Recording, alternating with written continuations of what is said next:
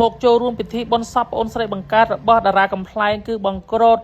ដែលប្អូនស្រីបង្កើតរបស់បង្ក្រូតបានទទួលមរណភាពក្នុងជនមាអាយុ47ឆ្នាំដោយរោគគេពៀតពិធីបុណ្យសពនឹងគឺធ្វើនៅវត្តកន្ធីយ៉ារាម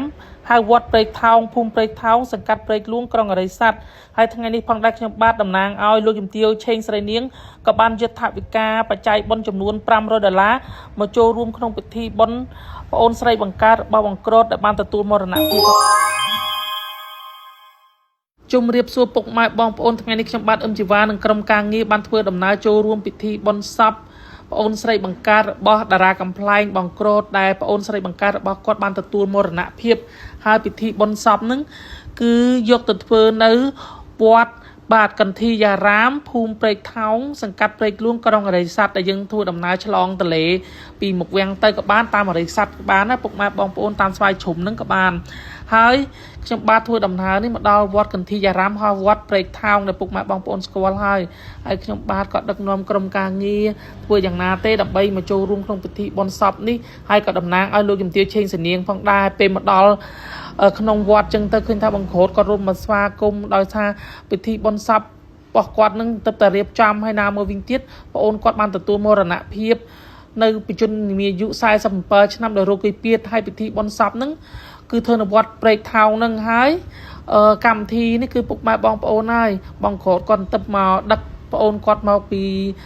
ពេទ្យរុស្ស៊ីអញ្ចឹងពុកម៉ែបងប្អូនហើយអញ្ចឹងទៅមកតម្កល់នៅវត្តព្រែកថោងដែលជាស្រុកកំណើតរបស់បងក្រូតនិងក្រុមគ្រួសារគាត់តែម្ដងខ្ញុំបាទក៏បានជំរាបសួរលោកតាលោកយាយបងប្អូនយើងដែលស្ថិតនៅក្នុងវត្តព្រែកថោងហើយខ្ញុំបាទក៏បានមកអុជធូបដើម្បីសូមបួងសួងសូមឲ្យដួងវិញ្ញាណក្ខន្ធប្អូនស្រីបង្កើតបង្ក្រូតបានទៅកាន់សុគតិភពហើយក្នុងនោះផងដែរខ្ញុំបាទក៏បានសួរតាក់ទងទៅនឹងជំងឺប្អូនស្រីបង្កើតរបស់បង្ក្រូតបានប្រាប់ថាប្អូនស្រីរបស់គាត់គឺមានជំងឺគេហៅថាស្លាប់មួយចំហៀងខ្លួនអញ្ចឹងទៅជំងឺនេះឈឺច្រើនឆ្នាំហើយ3-4-5 ឆ្នាំហើយប៉ុន្តែទើបតែធ្វើទុកមួយរយៈពេលនេះក៏បានបញ្ជូនទៅមន្ទីរពេទ្យហើយក៏ត្រូវការសង្គ្រោះមិនទាន់ហើយក៏ទទួលមរណភាពតែម្ដងហើយដោយសារតែពិធីបុណ្យនេះគឺប្អូនស្រីបង្កើតរបស់គាត់នឹងគឺនៅបន្ទប់ជួលទេពុកម៉ែបងប្អូនអញ្ចឹងត្រូវយកសពនឹងមកតម្កល់ធ្វើបុណ្យតាមប្រពៃណីពុទ្ធសាសនាគឺនៅស្រុកកំណើតបង្ក្រូតតែម្ដងគឺនៅវត្តកន្ធីយ៉ារាមហើយវត្តព្រែកថោងដែលក្នុងបាទសង្កាត់ព្រែកលួងក្រុងអរិយស័ព្ទតែម្ដងកាលពីមុនកន្លែងនេះគេហៅថាទឹកដីខេត្តកណ្ដាលពុកម៉ែបងប្អូនបាទស្រុកសាច់កណ្ដាលខេត្តកណ្ដាលប៉ុន្តែឥឡូវគេកាត់ចូលក្រុងអរិយស័ព្ទហើយក្នុងកម្មវិធីបុណ្យនេះខ្ញុំតំណាងឲ្យលោកជំទាវឆេងសរីនាងក៏បានយកថវិកាចំនួន$500យកចូលបច្ច័យបុណ្យក្នុងកម្មវិធីបុណ្យសពប្អូនស្រីបង្កើតរបស់បង្ក្រូតដែលបានទទួលមរណភាពហើយខ្ញុំបាទតំណាងឲ្យលោកជំទាវសរីនាងក៏សូម